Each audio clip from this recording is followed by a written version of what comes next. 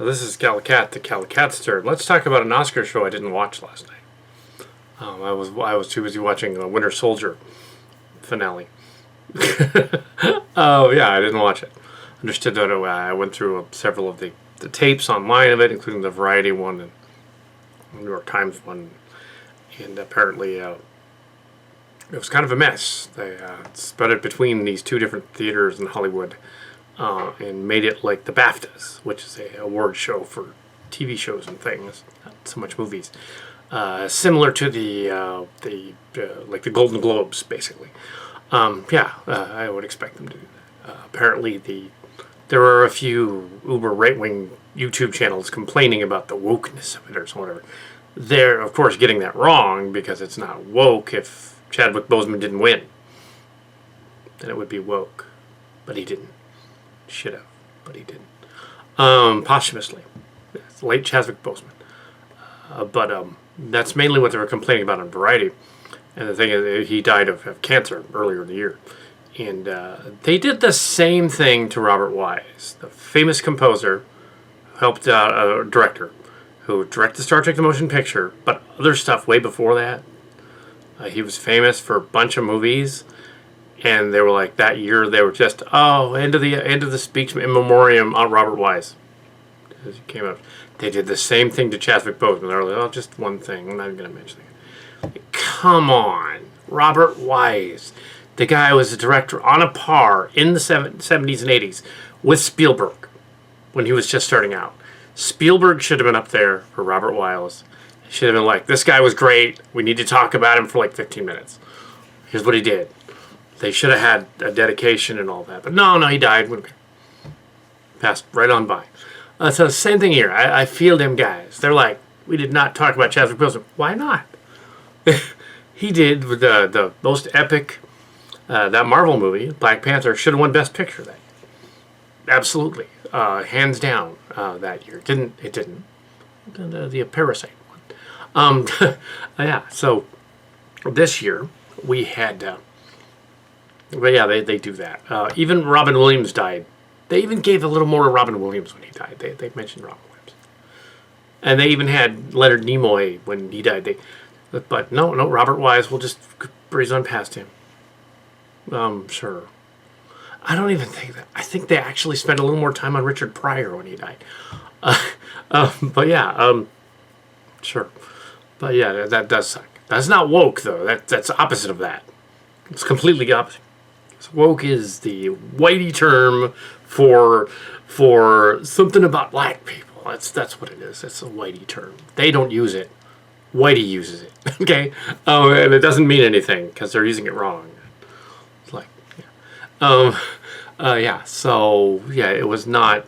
I wouldn't call it from the 3-hour long thing. It was a blog apparently. I think it didn't watch it. Oh my god, 3 hours. For literally a dozen movies this was literally that joke in Naked Gun 3 when they were all, we're going to go to the Oscars, and they spent like half an hour making fun of the Oscars, and they were like, there's movies like Shiny Spears and Glowing and Random Romance and Random Cowboy Movie and Random, this was like that, like this literally was that. They had movies in here that did not come out at all because COVID, but also they wouldn't have anyway. I suppose now that you have, somebody last year freaked out because I didn't think Parasite deserved Best Picture. Best foreign film, yes. Best director, yes. Picture, no. It was okay. This year we have, it was okay. It was fine. Best Picture? No, it's not Best Picture. It was very good, but it was not Best Picture last year. It was not. That went to another Marvel movie. That was the Best Picture. Endgame was the Best Picture. Now this year, or 2020, it's always confusing because they always do the next year over so they can throw in some movies from the new year in there because they don't have enough. So we have a movie that falls right along with that whole thing. We have Orphan Land. We have Nomadland. Nomadland won Best Picture this year. Nomadland, we have not been able to review Nomadland, knowing nothing about it. Yeah, and they booked a trend, and they gave the Oscar to Anthony Hopkins.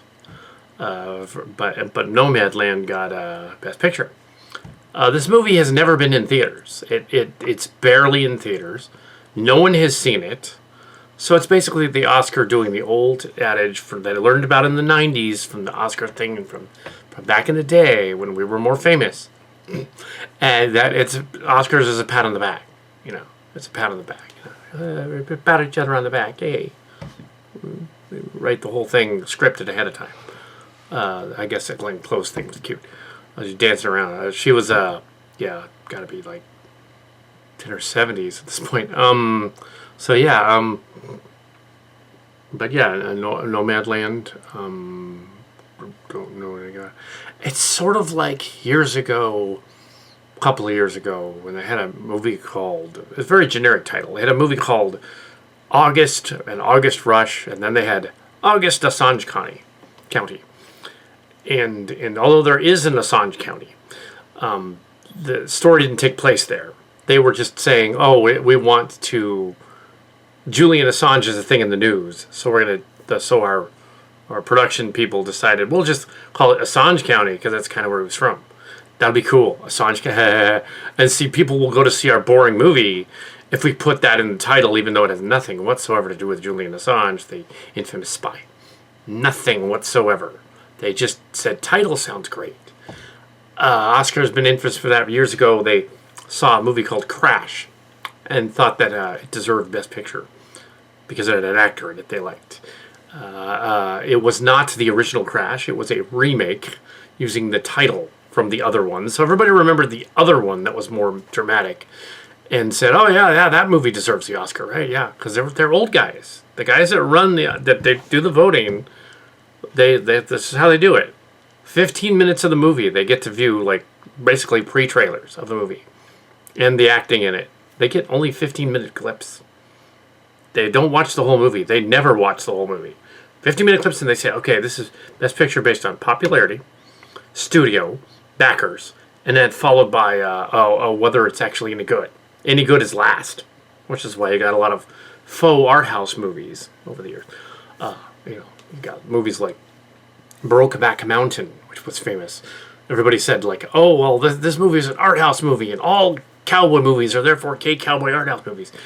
Not true on either of those counts. There was only one other gay cowboy movie at that point, and it wasn't an art house movie. If you look back at Brokeback Mountain, it was backed by a studio. It was Ang Lee. It was a famous director. He was filming it in the style of an art house movie, but it was a studio that backed that. It was not an art house movie. So there are no gay cowboy art house movies. This movie just made it seem like it was. It had great marketing. Yeah, Dallas Buyers Club, same idea. Great marketing. There they were also commenting on something that was going on at the time called Breaking Bad. TV show Breaking Bad. During Dallas Buyers Club a couple of years ago, that one, Best Picture, had like the worst poster I've ever seen in a movie. Worst poster. Why would anyone go to see this? It's a guy holding up a card, and it's blurry. What? What kind of a poster is that? Nobody's going to go see this movie. Nobody knows what it is. It looks like some kid did it on his Mac Paint on one day. A blurry dude. Breaking Bad had a lot more interesting posters. And it was a similar plot. It had a drug dealer fence guy, and it was about him doing things. And this movie, it was drugs for AIDS. But it's different. But yeah, another. Now that they could say, all those art house movies are all about AIDS. A lot of them are, but not cowboy movies. Philadelphia was a direct inspiration or ripoff of Angels in America. Angels in America was a popular book series in the 90s. It clearly was copying that. It clearly was copying. Only later did Showtime release Angels in America, based on the books. And people said, oh, you're ripping off Philadelphia. It's like, no, it's the other way around. This story goes back to the 90s. So yeah, early 90s, late 80s, early 90s. But yeah, so there's a lot of history of the whole thing. As for Nomadland, I'm assuming it is about the border people or something. I have not seen it, and it is on Hulu. That doesn't mean other people haven't seen it. I guess they saw the 15 minutes and said, fine, it's best. I couldn't really say. I guess as far as the Kal Kat was concerned, Best Picture was, well, there was Onward and Soul. I would say of the two Pixar movies that I did see, Soul is Best Picture of the year. Best Picture of the year. And Best Animated Film, too. So, Soul. That's Best Picture. For Kal Kat. But they didn't do that. Best Comedy was a toss-up between Borat 2 and that other one, the Bill and Ted 3. Since they're sequels, and based on a previous work, adaptation as well, Borat 2 ended up getting the Best Comedy. Yeah. Not here, though. Not at the Oscars. Yeah. Now we come to Actress in a Supporting Role. Well, for Yoo Jung-yoon for Minari. Okay, it's Korean. Yoo Jung-yoon. Yoo Jung-yoon. I did pronounce that correctly because I do know some Korean. I did for Minari. Odd that it's Minari though, because that's not really a Korean word. It's more of an Anglo-Chinese derivative. But that, I guess it's fine. I have not seen the film. I'm assuming that's what the people were complaining about, but well, she was in the other movie, so yeah. It's not like that hasn't happened before, that we haven't had like an Oscar twice in a row. Sorry. Okay, actor in a supporting role went to Daniel Kaluuya for Judah and the Black Messiah. Daniel Kaluuya, chairman. Warner Brothers. I have. Okay, I'm reading from the CNN blog thing, just if you want to know what that is. It used to be sort of a gag joke thing about 15 years ago. Black Jesus was like a joke on the internet. Black Jesus, that would be funny. Black Jesus. And now they made a movie about a black Jesus. Okay. So maybe they didn't get the joke, but I guess it's good. I don't know. I'm assuming the movie is not a joke. I'm assuming it's quite serious. Doesn't look like it's a comedy. Yeah, and it's cool that Daniel Kaluuya won for that one. Yeah, that's fine. Sure. I'm okay with that one. Let's see. International feature. What does that even mean? Oh, and not Borat. Borat can't win that? It wasn't even nominated. Fake international foreign film. No, it was actually another round. It was from Denmark. I have actually seen The Man Who's Collective. I have seen one of those. But yeah, I didn't review it. I've seen one of those. But Best Picture, no. Another round, one for the Denmark movie. Documentary short subject. Let's see. Colette, I also saw that. Okay. Sure. You hunger word. Colette won for short subject. Sure, why not? It was on Netflix or something. Yeah, it's fine. Sure. I don't disagree with that one. Documentary feature film. The winner was The Octopus Teacher. Good title. It's weird. Yeah. So all the little films, all the artsy films, I don't mind that. I don't mind that at all. So I'm not woke. Original song.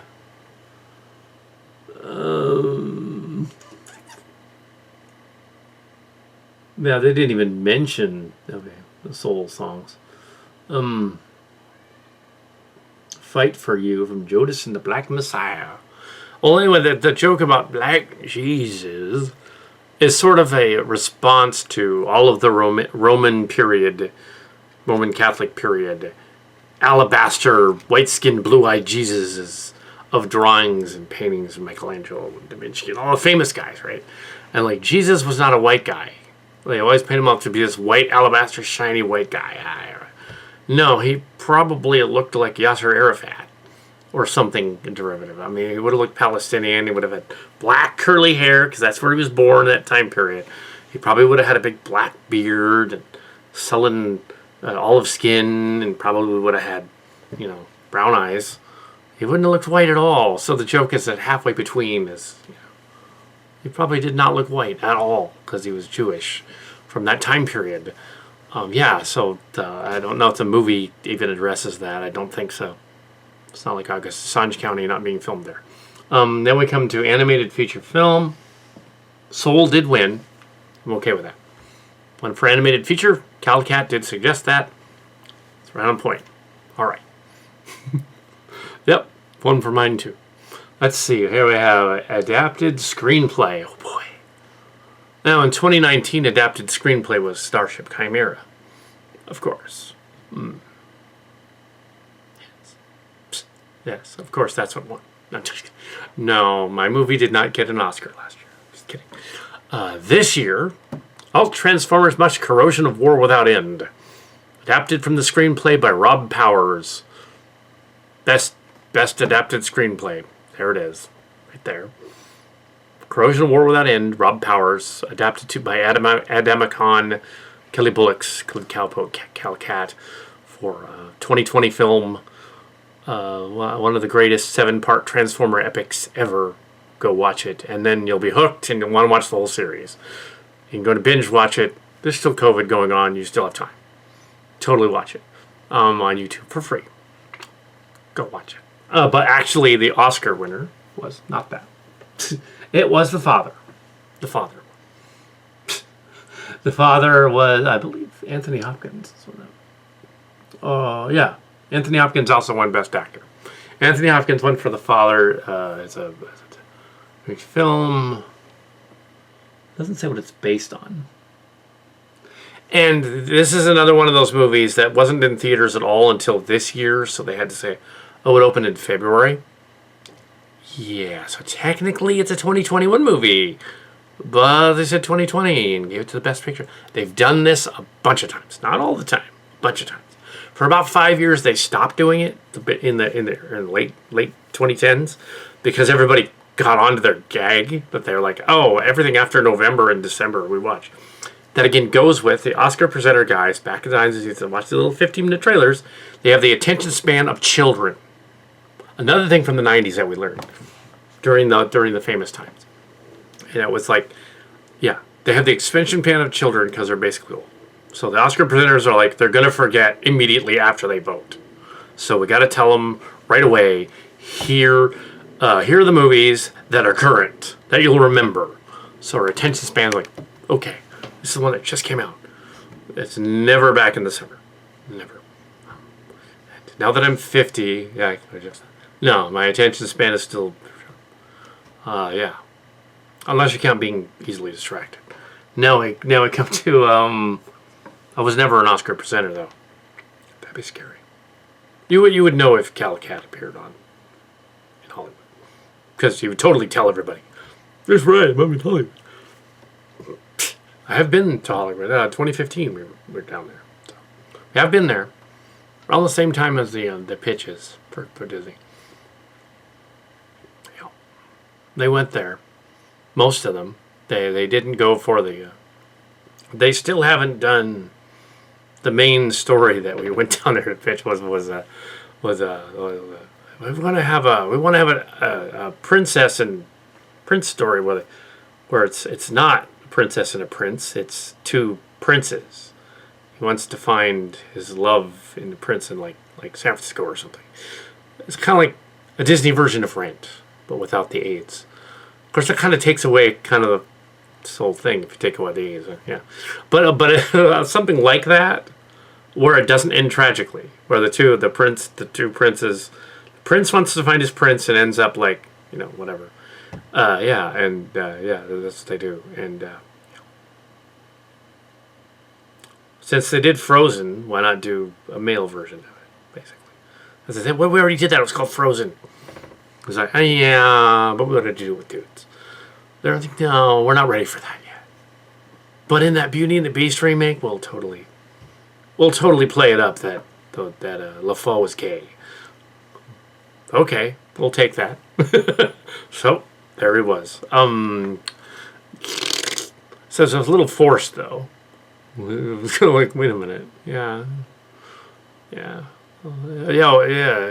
Gaston didn't want, you know, he didn't want what LaFoe. So I'm trying to be funnier than Variety was doing their little report because they were kind of boring. I like that they had a plus-sized host though. On the left, they had 4 hosts, and they had a plus-sized one. That was cool. So yeah. We have here we have let's see. Oh, I think I've seen this one too. Original screenplay again. Original screenplay, not adapted. Promising Young Woman. Okay. Sure. I thought it was a TV movie though, but okay. Sure. Why not?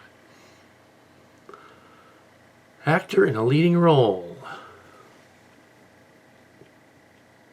Now, what's interesting is Chadwick Boseman was nominated for the actor in a leading role, but because he died, they didn't give it to him.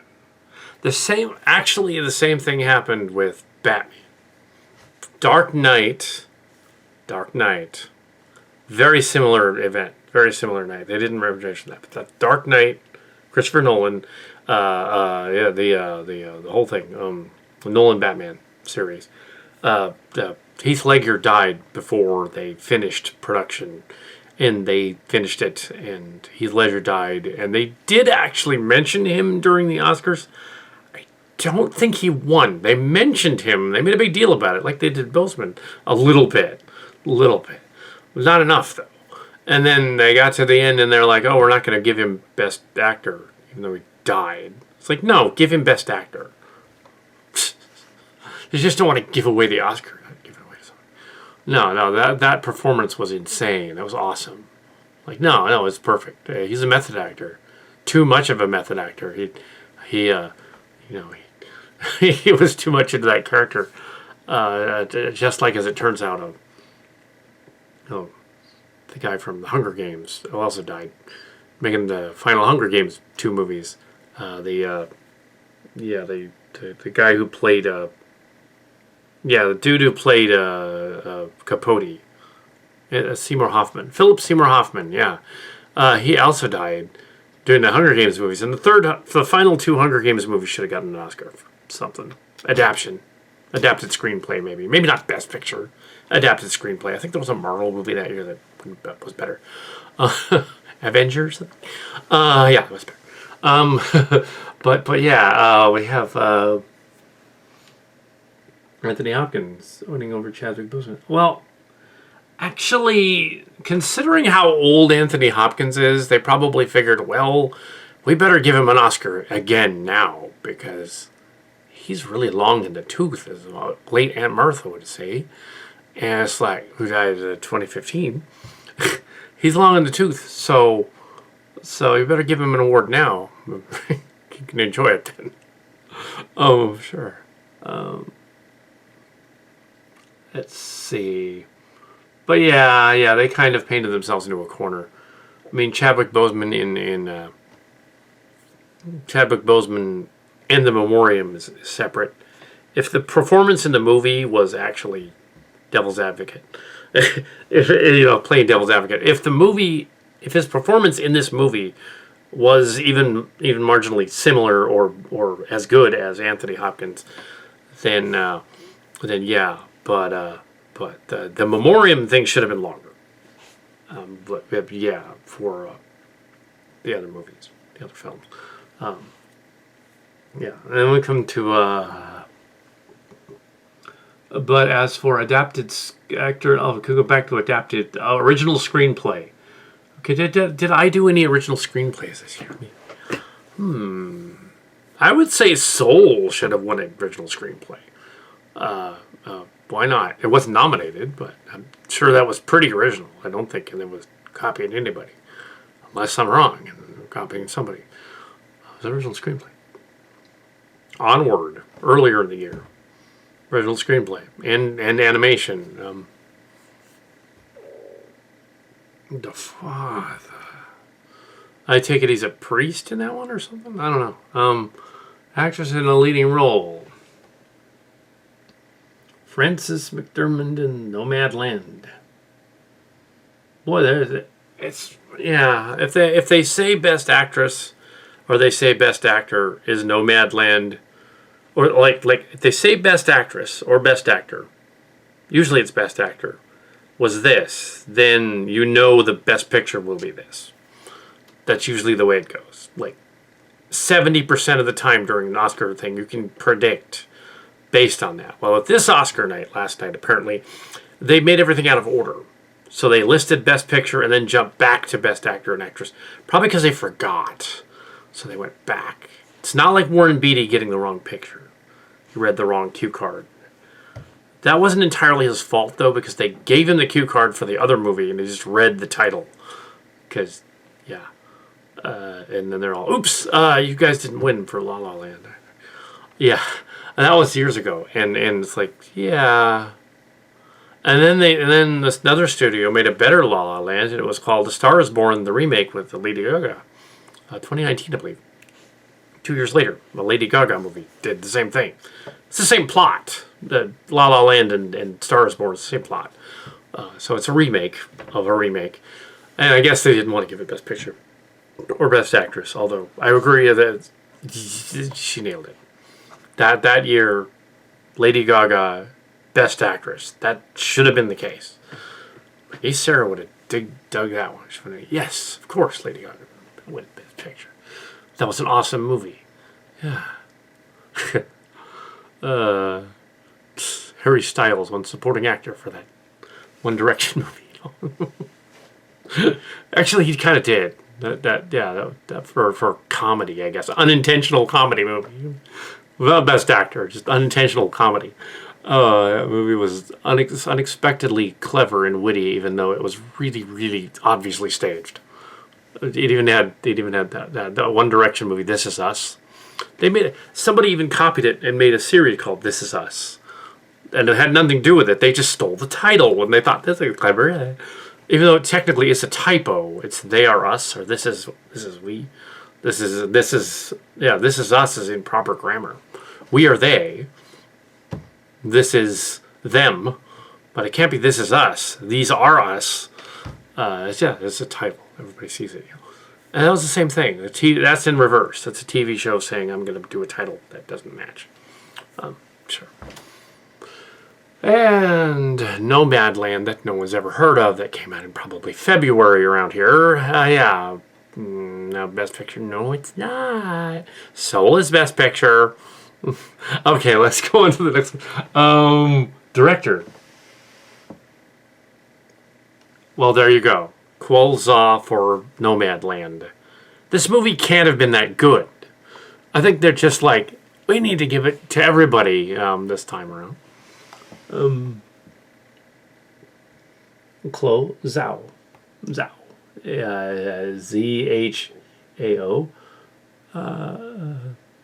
Yeah. So when if they announce director next to actor, which is what they usually do, they did it all backward this time. If they do that, you might also get Best Picture from that. That's how they make all their predictions. So that's how you know. There's no magic involved. It's guesswork.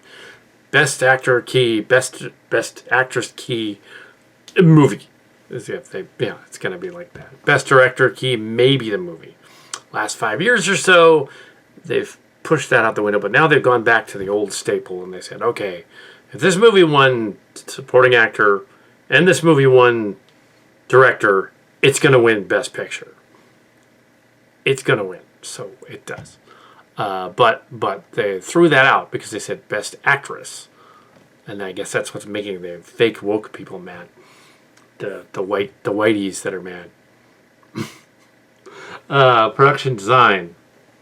Mank. The movie probably only got a rating because everybody's heard of the TV show Monk. It's not related. They just heard of the show, so they're like, "Oh yeah, that nice show about that monk guy who's a cop." Like, no, that isn't what that. No, it's a different movie entirely. It has nothing to do with that. No, Mank. No, no. Yeah, I don't know anything about it, but neither does anyone else. It's one of those art housey Naked Gun 3 things. A movie you've never heard of that we're going to give an Oscar to. It's in black and white, so there you go. Yeah, it's got to be in black and white. Oh. Like the black and white sequences in that. They actually fooled the Oscars. The one year they had that monster movie with the monster lady, the Black Lagoon remake, basically. That was a good movie though. That did deserve Best Picture. But they fooled the Oscar presenter guys by showing them the old-timey movie footage in her dream sequence as the 10 minutes. And then the other stuff about the love without showing the monster. So they just showed the girl being forlorn and the movie footage. And the Shape of Water. And it fooled them. And they said, Best Picture. Oh, this is great. It's like, like it deserved it, though, in that case, Shape of Water. Fantasy movie winning Best Picture because they only showed them the stuff that flashed back to what they remembered. Hence this other one. And then there was The Artist that kind of did the same thing. Ooh, The Artist. Black and white. Ooh. Yeah. Yeah. Black. Mank. Know nothing about it. It's a Netflix show. So, yeah. It's odd that courtesy Netflix version is also mentioned, so maybe they've got it confused for something else. Cinematography, Mank. Because it's in black and white, really? Come on. I could make a scene in here in black and white with Photoshop. That's not artsy. That's just screwing around. I'm not going to, but I totally could. I'm just like, I'm going to make it look artsy and old-timey-ish, eh? Yeah. God, how old are you guys? 100 years old? No, wait, don't answer that. Anyway, we have costume designer Emma. I thought that was this year. Oh, yeah, there's been several remakes of Emma. That's an interesting and provocative title. I hope it delivers the goods. Costume design went to Mia Raimi's Black Bottom. The title went to Mia Raimi's Black Bottom. That would upset them. With a title like that, I want to see the ass. They're talking about the ass. Where is it?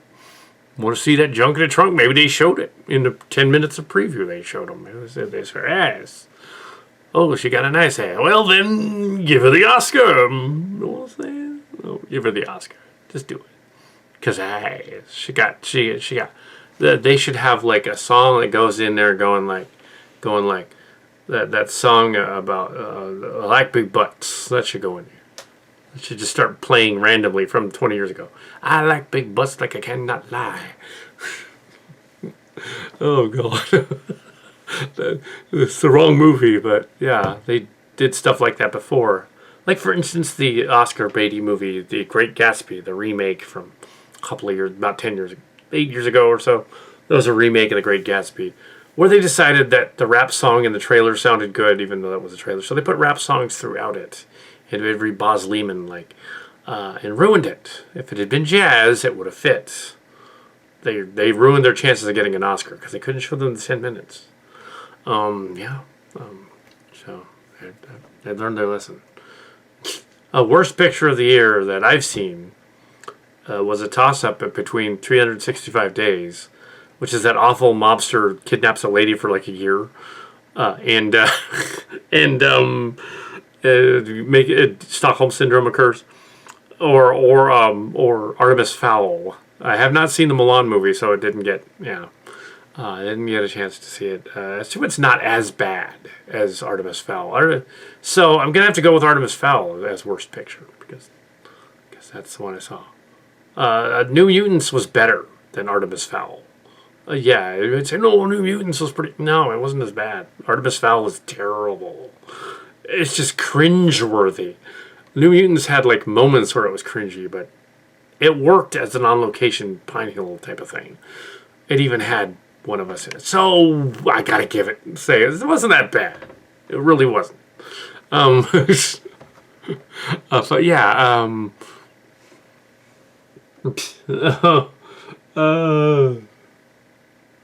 besides, it was 2017, that movie technically was in production for like 3 years. So here we have, that's a cool title, The Sound of Metal. Well, I hope it's about metal, because that would... Surprised that News of the World didn't win. For achievement in sound. Well, I guess that makes sense, Sound of Metal. They probably were just like, well, that movie has the word sound in it. Literally, I wonder about some of those Oscars, where they're just like, oh, the artist, that has art in it. The English Patient is long and boring and tedious. Huh? Yeah, everybody jokes about that movie. They're like, yeah, why did that win an Oscar? Come on. That is literally the most tedious, boring movie ever made. Next to, of course, Heaven's Gate. Before Heaven's Gate, was yes, Heaven's Gate. I said it. I can say it now years later. Yeah. That kid, he was in... He's ripping our movie. Get him. No, they're not going to care. They really aren't. Here we have, or maybe one of those awful D'Souza type fake abortion movies. There were 2 of them this year. They should. Roe v. Wade should get Worst Picture. I didn't watch it though, so I don't know. That remake is apparently pretty bad. But here we have animated short film. Went to Anything Happens, I Love You. Never heard of it. I don't think. Let's see. Distant Strangers. Well, Distant Cousins. Live action short film went to Two Distant Strangers. Two Distant Strangers. Never heard of it. Sure. Visual effects. Tenet. One for visual effects. Ew, they nominated that Mulan movie for visual effects. But Tenet won. Well, I doubt they watched either of those films, honestly. Yeah. I did not see Tenet, but I understand that it's loud and annoying, which I didn't really have. I mean, I could have. I think I might have bought it. I didn't watch it. I'd have to check. That was from the summer, but I think they only did that to buck the trend of everyone everywhere saying, you guys never get any movies in the summer and rate them. It's like, they just put that in there to say, no, we totally did. We had Tenet in here. It's like, no, it doesn't count. No. Christopher Nolan, yes. 2017, what about? Technically, 1917 was technically an early 2020 movie. But yeah, last year, or the year before. Okay, Sound of Metal won again for film editing. But that was a short film, so why did it win? Miss Rainey's Black Bottom. Well, there's Miss Rainey. There's a picture of Miss Rainey. Yeah, I can't show you it because it's copyrighted. But it is. She got the junk in the trunk, let's see. Yeah, so no. So she do. Not trying to be offensive, but no, she does. She's well endowed in the booty. Yeah, I ain't gonna go for it or nothing, but in the movie, she's an actress. No, just fucking. Okay, so that's my Oscar things. I didn't need to suffer through 3 hours of that ridiculous self-promotion show that is the Oscars. Although, as a shill and back in the day, post-COVID, if you guys at the Oscars want to invite Kal Kat to the Oscars, Kal Kat would totally go. I'd have to rent a tux to show up. Actually, it'd be kind of funny if he went in drag. Actually, what I should do is I shouldn't get a tux. What I should do is I go to the Oscars, wearing an Eeyore suit costume. Wearing my Eeyore costume. Just show up in the costume. It's Kal Kat. I'll walk up on the stage. They'd be like, what the hell? Oh, shit. Or a Star Trek. And they'd be like, if you're trying to be noticed all over the television, yes. I'll do it. In an Eeyore costume. This is my union suit. I'm wearing it. I'm not just SAG. I'm not even in the SAG, Screen Actors Guild. I expired a long time ago. Oh, Danny Crane. No, that's Shatner. Bones.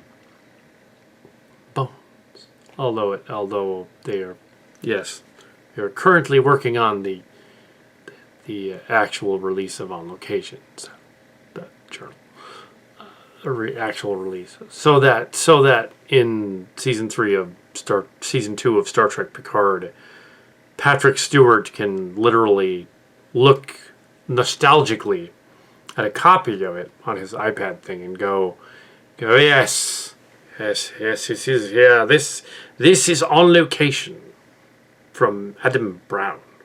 And this is what inspired me to learn more about Wesley Crusher and other teenagers back during the time of Star Trek The Next Generation. On Location, right here. Then it inspired all of my first season of adventures all the way to the end. And it inspired us all in Starfleet. Yes. And Adam Brown and John Yeager became legend, and yes, all through history. And then there's just this line gets included in Picard season 2, and it's like he read On Location because it would have to be printed at some point. So if it's actually in print, then he read it because he read it at the 2021 edition. If it's in print, and he read that, and he's like, "Oh yes, I know it'll inspire the future." And then he just winks at the camera and goes, and then says, "By the way, you former people from Trek Web who thought that he wasn't in the know. He is, yes." And we're not even paying him, which is, yes, we're just going to let him do it because we've been cribbing his ideas since around 1986 from this and other places. Yes. And then he goes on and just keeps talking right after that. Just throw that in there, just cribbing his ideas and copying them. This guy, but no one else. We crib everybody's ideas, but him especially. We really liked his friend Jonathan, who took an apple. This is an orange, but he took an apple and he tossed it up and down and put it in his backpack. We've included that in every Star Trek iteration since the 80s because we liked it that much. We just had to do it. We just had to because it's clever. I don't know why, but we had to. As for the Borg, totally from Pine Hill, of course. They were actually from Pine Hill. The collective is from Pine Hill. And yes, we're not just insane. Yes. They just really, really liked it. Well, there was a counselor named Bennett there, and there was a guy named Bennett. I imagine they probably were relatives. They knew each other. I also imagine that there was Mike McMahon somewhere who was a kid at Pine Hill, and Lord X, and it could be, and maybe not directly Kurtzman, maybe not directly Abrams, but maybe. But Robert Orkey was also around. So yes, he said, but no, directly. That's even though we didn't know them, we did somehow. Now, in the age of information, it's entirely possible they could have cross-pollinated. But yes, it would be hilarious if they did this gag in Picard season. I'm just rambling about it because it's funny. It would be hilarious if they did that, because then just as a gag, because obviously it's not the case, and then they could and the Trek Yards people will be like, I was watching Star Trek Picard, the season 2 episode, and Patrick Stewart's in the Ready Room thing, and he whips out a book called On Location and Starship Locations, and directly referenced Chimera and the people that wrote it. Like, did Chimera from our channel thing, like Kal Kat thing, did he write the script? Or why did they include that in there? I'll just be all like, oh yes. That's all I'll say about it. I didn't write the script, but I was one of the inspirations for the whole thing. Come on. Even David Gerald recognized me. Doesn't always work. It's like, oh, hi David. He gave me his screenplay there. I'm not sure how we're going to work that in, but yeah, because he wrote it, so we'd have to give him royalties. We can't give him royalties, so what do we do? But yeah, it would be hilarious if they had a scene like that in there, just to mess with the Trek cards people on the Trek, not Trek yards, but just to mess with Trek Corps, and have those guys that were all naysayers go like, oh, maybe he is the cousin of Robbie McNeil and screwing around with us the whole time. Maybe he is in the know. That would be weird. No, I'm not the cousin of Robbie McNeil. But if you look up my last name Brown with an E in Star Trek lore, you will find other Browns with an E in Star Trek. You can look that up. They're there. Yep. Classic Trek. There was a distant cousin, Christine Brown, with an E, who played in Star Trek, and she got to kiss Leonard Nimoy. Nah. In the apple. Hopefully they that one. Or the side of paradise, or the apple. One of those two. I get them mixed up. Yeah, she passed away. But there's a Brown in there in Star Trek. So, there isn't really directly a... And it is weird that, like... the Oscar thing's over. And it is weird that third season of Discovery had an alien bad guy who looked a lot like me, but it wasn't me. With my pseudonym name, Kal Kat. Directly, that's literally what he was called. He was all, I'm Cal, and I can make this thing happen for you. Like, okay. And then later on, they meet the alien that caused the burn, and he's Sue Cal. Okay. And the only way you put those two words together, he's Kitty Key. He's literally Kitty Key. Because he would be Jung Suan Kal Kat. Sue Cal. And he's an alien, of course. With Q powers. They should have made him with Q powers, though. My original version of that was that the reason he was able to do all that stuff unknowingly is that his mother was a Q. Then that makes sense. They didn't address that. They should have.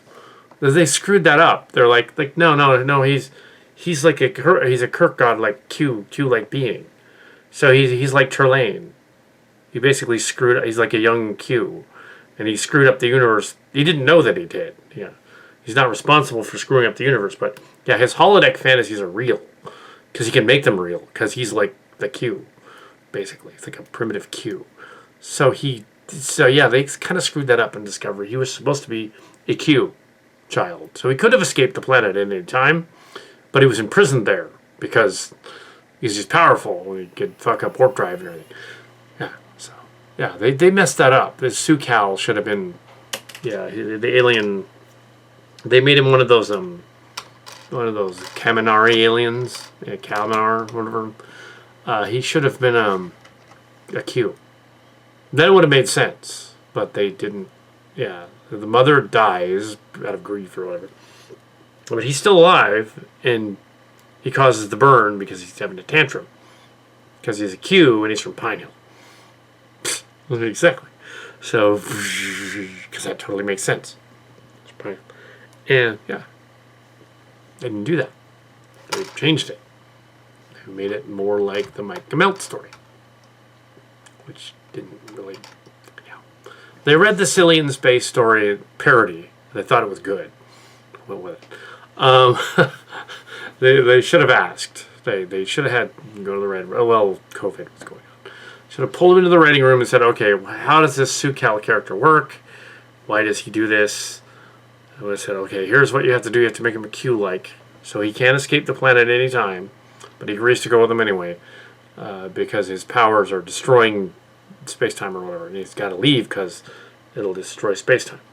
So they take him off the planet. Bring him to Kaminar, and there he's a Q. And there he transfigures into a Q. And he's all like, I'm a Q, and I didn't really need your help. I needed to escape. Yeah. It really wasn't the burn. It was, I was imprisoned there. Q, John Delancey show. And of course, the Brian Story-looking Guardian of Forever guy shows up. It wasn't him, but it totally sounded like him. He was doing the whole thing, the whole 9 yards. But yeah, that was my Oscar thing.